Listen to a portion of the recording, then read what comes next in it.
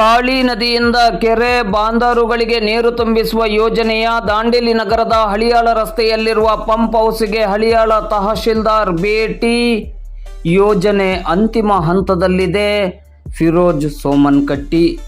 ಹಳಿಯಾಳ ತಾಲೂಕಿನ 46 ಕೆರೆಗಳು ಹಾಗೂ 19 ಬಾಂದಾರುಗಳಿಗೆ ದಾಂಡೇಲಿಯಲ್ಲಿ ಕಾಳಿ ನದಿಯಿಂದ ನೀರು ತುಂಬಿಸುವ ಮಹತ್ವಾಕಾಂಕ್ಷಿ ಯೋಜನೆಯ ಬಹುತೇಕ ಕಾಮಗಾರಿಗಳು ಪೂರ್ಣಗೊಂಡಿದ್ದು, ಇನ್ನುಳಿದಂತೆ ಕೆಲ ತಾಂತ್ರಿಕ ಸೇರಿದಂತೆ ಸಣ್ಣಪುಟ್ಟ ಕೆಲಸ ಕಾರ್ಯಗಳು ಅಂತಿಮ ಹಂತದಲ್ಲಿದೆ ಎಂದು ಹಳಿಯಾಳದ ತಹಶೀಲ್ದಾರ್ ಫಿರೋಜ್ ಶಾ ಸೋಮನಕಟ್ಟಿ ಅವರು ಹೇಳಿದರು.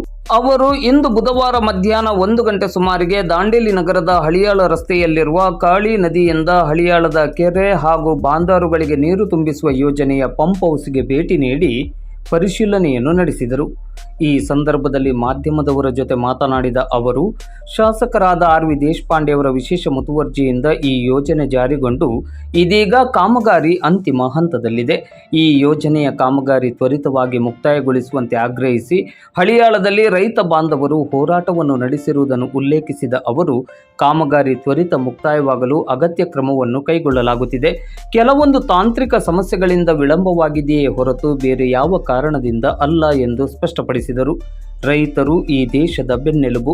ಆ ನಿಟ್ಟಿನಲ್ಲಿ ಈ ಯೋಜನೆಯ ತ್ವರಿತ ಅನುಷ್ಠಾನಕ್ಕೆ ಮೊದಲ ಆದ್ಯತೆಯನ್ನು ನೀಡಲಾಗಿದೆ ಎಂದರು. ಆದಷ್ಟು ಶೀಘ್ರದಲ್ಲಿ ರೈತರ ಬಹುವರ್ಷಗಳ ನೀರಾವರಿ ಸಮಸ್ಯೆ ಪರಿಹಾರವಾಗಲಿದೆ ಎಂದು ಹೇಳಿದರು.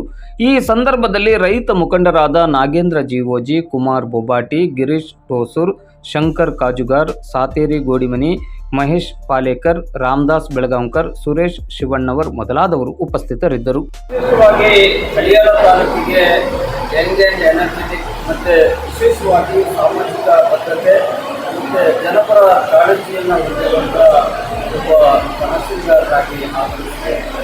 ಕಡಿಮೆ ಅವಧಿಯಲ್ಲೇ ಅತಿ ಹೆಚ್ಚು ಹಳಿಯಾಳ ತಾಲೂಕಿನ ಜನತೆಯ ಮನವನ್ನು ಗೆಲ್ಲುವ ನಿಟ್ಟಿನಲ್ಲಿ ಅತ್ಯಂತ ಪರಿಣಾಮಕಾರಿಯಾಗಿ ಕಾರ್ಯನಿರ್ವಹಣೆಯನ್ನು ಮಾಡಿದ್ದಾರೆ.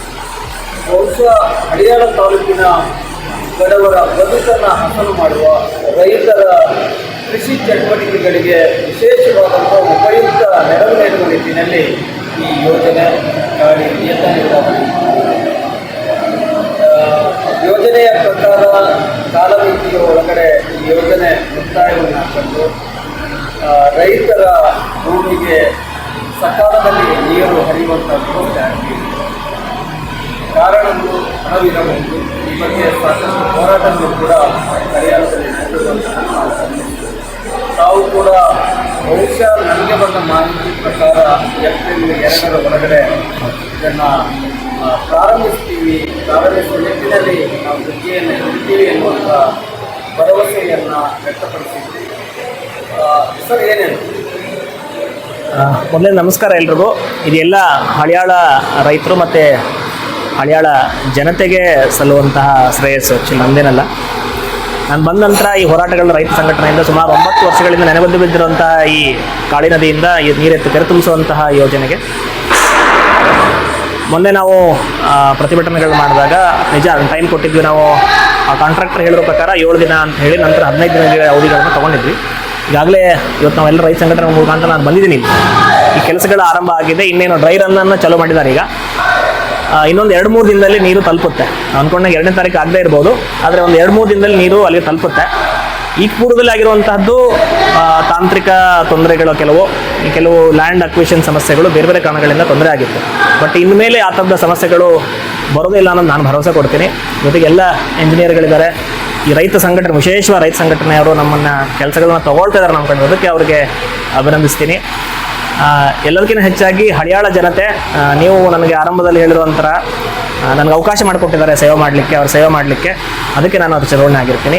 ಇನ್ಮೇಲೆ ಈ ಥರದ್ದು ಯಾವುದೇ ಸರ್ಕಾರದ ಯೋಜನೆಗಳು ನೆನಗುದಿದ್ದಾಗ ನಾವು ಅದನ್ನು ಮೇಲ್ವಿಚಾರಣೆ ಮಾಡಿ ಆ ಕೆಲಸಗಳನ್ನು ಮಾಡಿಸಲಿಕ್ಕೆ ಪ್ರಾಮಾಣಿಕ ಪ್ರಯತ್ನ ಮಾಡ್ತೀನಿ ಅಂತ ನಾನು ಹೇಳ್ತೀನಿ. ಸಹಜವಾಗಿ ಒಂದು ಮನೆ ಕಟ್ಟುವಂಥ ಸಂದರ್ಭದಲ್ಲಿ ಅದು ಎಷ್ಟು ಕೆಲಸ ಮಾಡಿದರೂ ಅದರ ಮುಗಿಯುವ ನಿಟ್ಟಿನಲ್ಲಿ ಸ್ವಲ್ಪ ವಿಳಂಬ ಆಗ್ತದೆ. ಹೌದು. ಆ ಸಂದರ್ಭದಲ್ಲಿ ಮನೆ ಯಜಮಾನರು ಮನೆ ಗೃಹ ಪ್ರವೇಶಕ್ಕೆ ದಿನವನ್ನು ನಿಗದಿಪಡಿಸ್ತಾರೆ. ಯಾವಾಗ ದಿನವನ್ನು ನಿಗದಿಪಡಿಸ್ತಾರೋ ಆ ನಂತರದಲ್ಲಿ ಅದರದ್ದು ಕಾಮಗಾರಿ ತ್ವರಿತವಾಗಿ, ವೇಗವಾಗಿ, ಗುಣಮಟ್ಟದಲ್ಲಿ ನಡೆಯುತ್ತದೆ. ಇದು ಸಹಜವಾದಂಥ ಪ್ರಕ್ರಿಯೆ. ಹಾಗಾಗಿ ಈ ಯೋಜನೆಯ ಉದ್ಘಾಟನೆಗೆ ದಿನ ಏನಾದರೂ ನಿಗದಿಪಡಿಸುವಂಥ ಸಾಧ್ಯತೆ ಇದ್ದರೆ ಇದು ಮತ್ತಷ್ಟು ಇದಕ್ಕೆ ವೇಗ ಮತ್ತು ಚುರುಕು ಮತ್ತು ಹಳ್ಳಿಯ ರೈತರ ಮುಖದಲ್ಲಿ ಪ್ರಬಲವಾದಂತಹ ಮಂದಹಾಸ ಮೂಡಿದೆ. ಇಲ್ಲ, ಈ ಬಗ್ಗೆ ಇದನ್ನ ಮಾನ್ಯ ಶಾಸಕರು ತೀರ್ಮಾನ ಮಾಡ್ತಾರೆ ಉದ್ಘಾಟನೆ. ಯಾಕಂದ್ರೆ ಇಷ್ಟೊಂದೆಲ್ಲ ವ್ಯವಸ್ಥೆ ಮಾಡಿರುವಂತಹದ್ದು, ಇಷ್ಟು ಹಣ ತಂದು ಮಾಡಬೇಕಾಗಿರೋದು ಮಾನ್ಯ ಶಾಸಕರು ಮಾಡಿರುವಂಥ ಕೆಲಸ ಇದು. ಅವರು ಆ ಬಗ್ಗೆ ತೀರ್ಮಾನವನ್ನು ಮಾಡ್ತಾರೆ. ಆಮೇಲೆ ಸರ್ಕಾರ ಹಂತದಲ್ಲಿ ಆ ಇಲಾಖೆಯವರು ತೀರ್ಮಾನ ಮಾಡ್ತಾರೆ. ಜಸ್ಟ್ ನಮ್ಮದು ಈ ಕಾಮಗಾರಿ ಮೇಲ್ವಿಚಾರಣೆ ಮಾತ್ರ. ಮೇಲ್ವಿಚಾರಣೆ ಅಂತ ಹೇಳೋದು ಭಾಳ ನೆನೆಗುದಿ ಬಿದ್ದಿತ್ತು. ಬೇರೆ ಬೇರೆ ಕಾರಣಗಳಿಂದ ಪೆಂಡಿಂಗ್ ಇರೋದನ್ನ ರೈತ ಸಂಘಟನೆಯವರು ಮತ್ತೆ ಎಚ್ಚರ ಮಾಡಿದ್ದಾರೆ. ಮಾನ್ಯ ಶಾಸಕರು ಆ ಬಗ್ಗೆ ತೀರ್ಮಾನ ಮಾಡಿ ಉದ್ಘಾಟನೆ ದಿನಾಂಕ ನಿಗದಿ ಮಾಡ್ತಾರೆ. ಅದ್ರ ಬಗ್ಗೆ ನೀವು ಇಲ್ಲಿ ಬಂದಿರುವ ಅದು 2ನೇ ತಾರೀಕಿಗೆ ನಮಗೇನು ದಿನಾಂಕ ಕೊಟ್ಟಿದ್ರು, ಅವ್ರಿಗೆ ಹೇಳ್ತಾನೆ ಇದ್ರು ಆಗಿದೆ ಅಂತ ಹೇಳಿ. ಆದರೆ ಮತ್ತು ತಾಂತ್ರಿಕ ಕಾರಣಗಳು ಕೆಲವೊಂದು 2-3 ಸಣ್ಣ ಕಾರಣಗಳು ಬಂದಿದೆ. ಆದಾಗ್ಯೂ ಮತ್ತೆ ಮೇಲ್ವಿಚಾರಣೆ ಮಾಡಬೇಕು ಅನ್ನೋ ಕಾರಣಕ್ಕೆ ಬಂದಿದ್ದೀವಿ. ರೈತ ಮುಖಂಡರು ಕೂಡ ಉದ್ದೇಶನ ಅದೇ, ನಮ್ಗೆ ಅಂತಿಮವಾಗಿ ನೀರು ಬೇಕು ಅನ್ನೋದು ಅಷ್ಟೇ. ಇಲ್ಲಿ ರೈತರ ಹಸನಾಗಬೇಕು ಬಾಳು ಅಂತ ಹೇಳಿದ್ರೆ ನೀರು ಬೇಕು. ನೀರು ಹತ್ತಿರದಲ್ಲಿದೆ, ಇನ್ನೇನು ಒಂದು 2-3 ದಿನದಲ್ಲಿ ತಲುಪುತ್ತೆ ಅಂತ ಇಂಜಿನಿಯರ್ಗಳು ಹೇಳ್ತಿದ್ದಾರೆ. ಒಂದ್ಸಲ ಮೇಲೆ ನೋಡ್ಕೊಂಡು ಹೋಗೋಣ ಅಂತ ಬಂದು. ನಿಮ್ಮ ಪರಿಶೀಲನೆ ಮತ್ತು ನಿಮಗೆ ಇರುವಂತಹ ಮಾಹಿತಿಯ ಪ್ರಕಾರ ಅಂತಿಮವಾಗಿ ಇಲ್ಲಿ ಎಷ್ಟು ದಿನದೊಳಗಡೆ ಇದರದ್ದು ಪೂರ್ಣ ಕಾರ್ಯ ಮುಗಿಯುತ್ತೆ? ಸರ್, ಈಗ ಇಂಜಿನಿಯರ್ಗಳು ಅಂದರೆ ಈ ತಾಂತ್ರಿಕವಾಗಿ ಕೆಲಸಗಳಿದೆ. ಇದು ಸಿವಿಲ್ ವರ್ಕ್ಗಳಷ್ಟೇ ಇಲ್ಲ, ಈಗ ಎಲೆಕ್ಟ್ರಿಕ್ ವರ್ಕ್ಗಳು ತುಂಬ ಕೆಲಸ ಇದೆ. ಸೊ ಆ ಮಷಿನ್ಗಳು ಕೆಲವು ಸಮಸ್ಯೆಗಳನ್ನು ಹೇಳಿದ್ರು ಅವ್ರಿಗೆ. ಅದು ಬೂಸ್ಟರ್ ಪಂಪದೊಂದು ಇಶ್ಯೂ ಇದೆ ಅಂತ ಹೇಳಿದ್ರು. ಅಂದರೆ ಈಗ 2-3 ವರ್ಷಗಳ ಹಿಂದೆ ಇನ್ಸ್ಟಾಲ್ ಮಾಡಿದ್ದಾರೆ ಮಷಿನ್ಗಳನ್ನು. ಅವು ರಿಪೇರಿ ಆಗಲಿಕ್ಕೆ ಅಥವಾ ರನ್ ಮಾಡಲಿಕ್ಕೆ ಸ್ವಲ್ಪ ಸಮಯ ತೊಗೋಬೋದು. ಏನು 2ನೇ ತಾರೀಕು ಕೊಟ್ಟಿದ್ರು, ಅವ್ರು 15ರವರೆಗೂ ಮೊದಲು 7 ದಿನ ಅಂತ ಹೇಳಿದ್ರು. ಆಮೇಲೆ ನಾನು 15 ಹೇಳಿದ್ದೆ.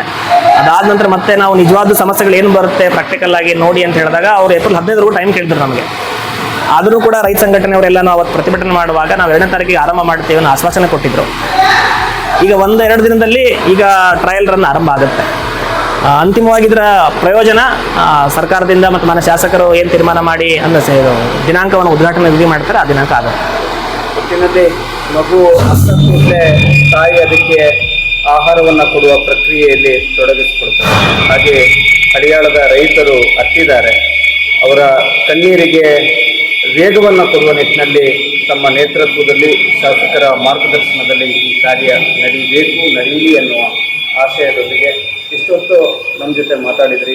ನಿಮಗೂ ಹಾಗೂ ಹಳಿಯಾಳದ ರೈತ ಕಣ್ಮಣಿಗಳಿಗೆ ವಿಶೇಷವಾಗಿ ಅಭಿನಂದನೆಗಳನ್ನು, ಧನ್ಯವಾದಗಳು. ನಮಸ್ಕಾರ.